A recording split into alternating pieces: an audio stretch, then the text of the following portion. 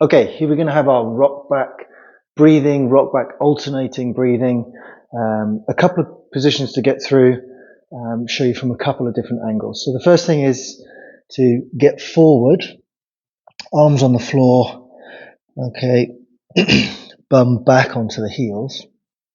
Palms are going to be facing up, and we're going to get a light push down into the floor.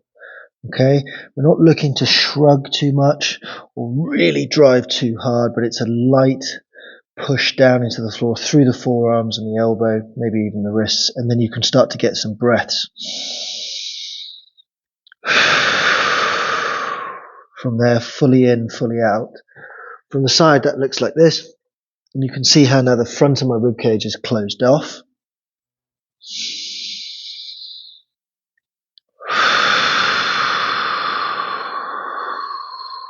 And with each exhale there, I'm just getting a little bit of a push into the ground. I can release the push when I breathe in.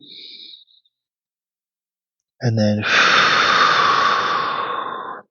after a few breaths like that, we're going to come back face on. We're now going to look to get a little bit of awareness in what it feels like to rotate the arms. Okay, so start with left arm down, palm down, right palm up. You're not going to be chin tucked down here, kind of like just looking between your hands. That's like good enough. And then what we're going to do is we're going to just start rolling. Okay, it's a subtle movement. First of all, you'll get some sensation perhaps on the back of the armpit. But really what we want to feel is eventually is this kind of, as we rotate, this being pulled to the side that's open palm.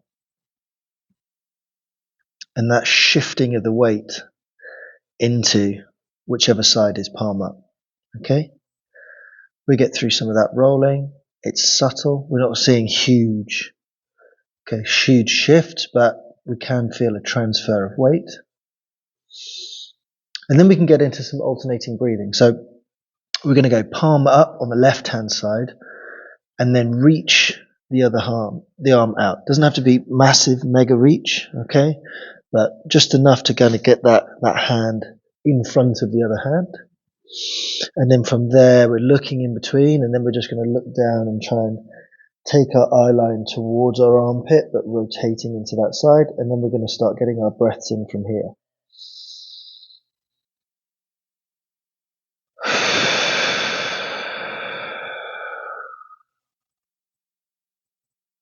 This reach opens up the right-hand side in this instance and compresses on this side.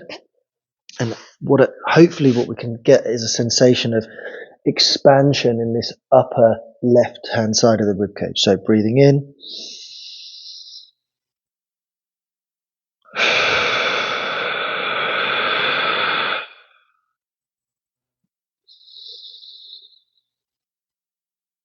You can actually feel those ribs kind of being expanding as you breathe and elongating the space or increasing the space between those rib cages.